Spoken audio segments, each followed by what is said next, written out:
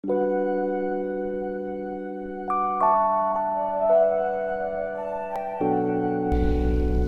you've seen in my previous video, we are at Billie's Swamp Safari and just finished our walking tour of the grounds. We observed some of their activities. Some of them are quite fun actually, like this airboat ride. We've seen different animals and birds, plenty of gators, and then the souvenir shop, of course. But in this part 2, we now take the Swamp Buggy Tour. A charming Native American will be our guide. We will see plenty of different animals, some endangered species that are now thriving. But our guide will not only show us the wildlife, but also tell us some of the old ways of the Seminole tribe and how they lived and survived in the swamps of Florida. I hope you enjoyed this great tour. I certainly did. You would please put your seatbelts on before we pull away from the dock?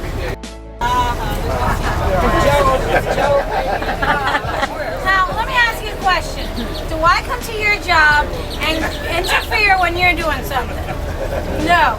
So you should have let them keep looking because that's how my timing goes. See, so you ruined the punchline. Notice as she's backing out of the dock, she is standing, talking, and staring at the same time. Kind of scary at the same time. Maybe you've had time to visit them, maybe not, but if you do come visit these guys, please be careful. Gentlemen, they do a rope. So I didn't warn you. Alright guys, hold on. Everybody know how to swim? Yeah. Good. Fine now. Come through this area, you'll see a lot of plants. We'll talk a little bit about how Seminole people live out here. And we'll see some wildlife. Some of it exotic, and some of it native to Florida. Look at your face. The plains bison. The woodland species. The woodland species and the Great Plains species. Male gets to 2,000. See those birds flying right there? Little ducks. What are they called? Blue-winged teals. The smallest form of duck. It's a stilt.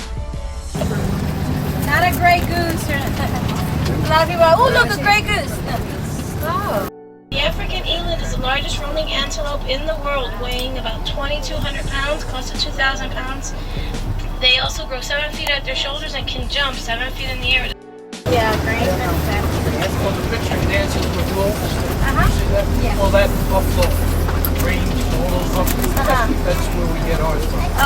But in the movie Dances with Wolves, they were actually talking Lakota. What? Yep, not Sioux at all.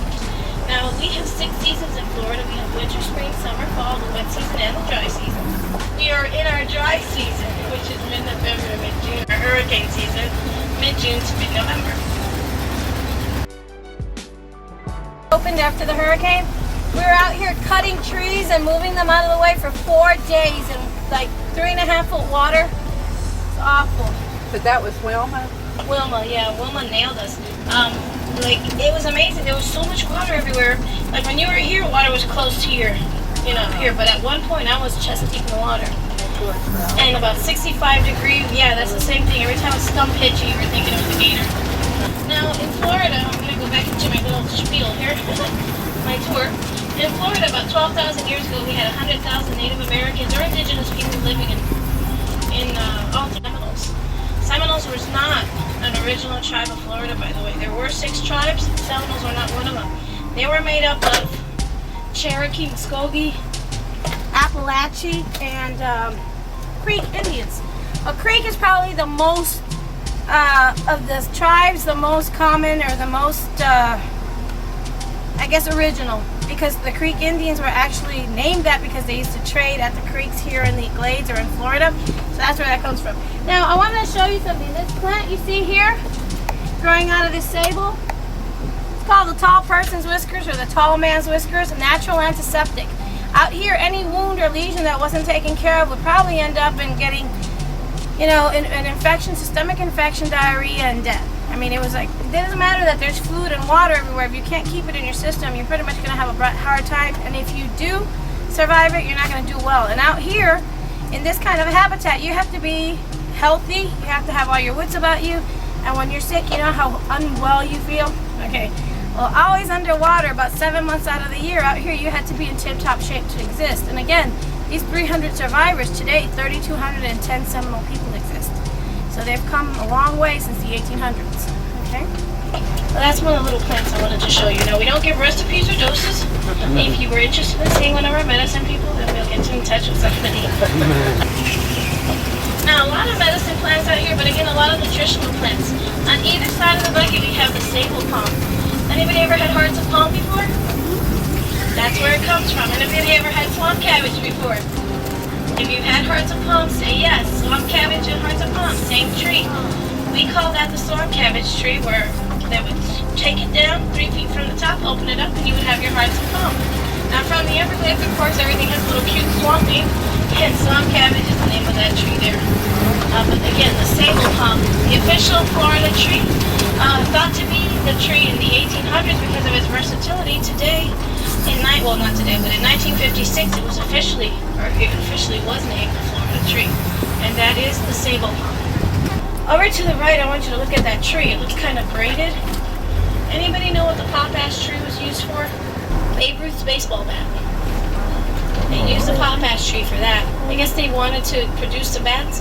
The resource became very, very needed. They used to come out, cut the tree before it could grow back, reversing the growth process. It became endangered, no longer harvested and protected. As of 2005, it was still on the endangered list. 2006, I'm not sure, to tell you the truth. But that is a pop-ash tree. Chicky huts fared very well in these storms. All the ones over there, what they lost was that aluminum piece, that whatever it's called, I can't think of the name of it right now. Ridge. Yeah, that's all they lost, even the ones at our campsite. So the thatching itself was very strong and lasted very long. They say anywhere from 4 to 6 years. Not made exactly to the way they made it as authentic, because this is pre-treated wood. Remember, they used to use baby cypress to frame out their chickees because it naturally fights off termites. It was perfect. And it was soft enough and not a very knotty wood, and branches weren't right there. You know, you had a long piece before you started to deal with the branches. So these were actually framed. If this was an authentic chickee, it would be framed with cypress wood instead of with pre-treated wood. Remember, always being pursued. They were being chased into the Everglades constantly. There was 3 wars during this time.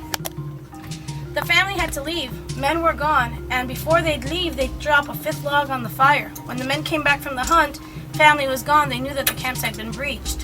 What they would do is go to that fire to find the 5th log, indicating what direction they ran into. That way the men would follow that direction and they'd find their families. Now, to this day, they still keep the 4-log fire. It is very, very important to keep your fire and your cooked chickee going. If you ever have a chickee that's a cooked chickee, make sure you keep that fire on, okay? Aside from that, the canoe, the cypress canoe, weighs about 300 pounds, holds everybody that lives in this camp, which is about 4 people. And it was steered by the dad in the back. The dad would use a pole. It was called poling. He would stand in the back. In the center would be mom. If there was a younger child, he'd be in the center with mom. And in the very front would be the eldest child, with, of course, if they had a family dog, with the family dog. So the dog was very close. He helped with hunting, etc. So considered family, probably much like anybody else's house here. Anybody? My dog lets me live in his house. Yeah, he's like. There's one on the Waxahachie River that's said it holds up to 30 people. So if this one holds 5, imagine how big the other one is. 1,000. Wow. They were almost killed into extinction. Today, due to the American Bison Society and Native American groups, 750,000 of them exist in the U.S. today.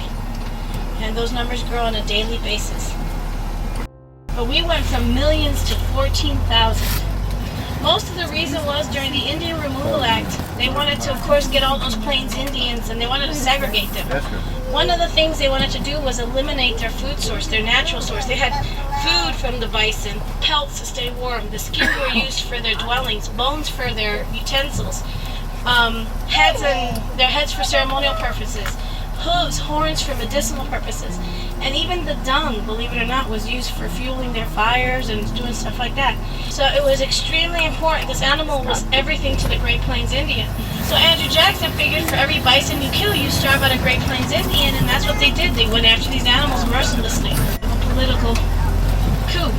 Then Grant comes into office, brings all the rich railway owners in, and they start shooting them off the back of the trains for 5 cents. I mean, we went from millions to 14,000, and today, fortunately, we're back up in numbers. Hopefully, we'll continue to grow. See the spotted deer? Now, he's born and he keeps those spots, not like the whitetail that is born in spots and loses them as they get older. You know why they got those spots? Does anybody know? Camouflage, somebody said? Confusion tactic, maybe? See, a lot of them running, it's hard for a predator to grab onto one. The male turns into that real pretty bluish gray color and he grows horns. I haven't seen a male yet.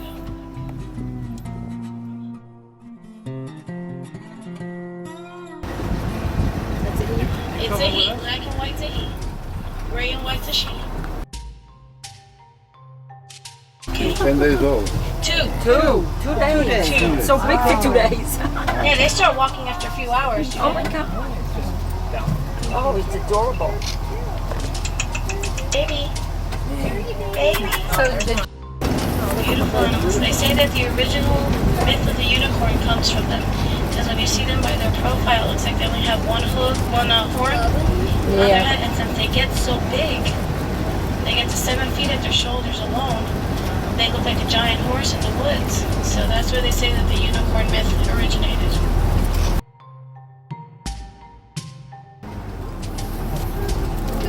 I'll go in the water over here. they're all in the water.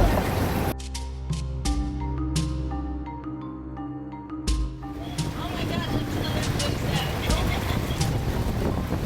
Come on, I'm kidding.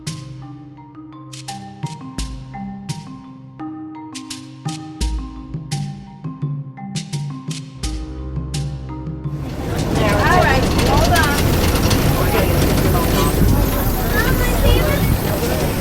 Yeah, remember, no break. We just see who catapults into the cockpit. All right. Great ride, interesting and informative. Thank you to this young lady. We know more about the Seminoles and the swamps than we knew before, especially about the buffaloes. You all have a great day and see you next time.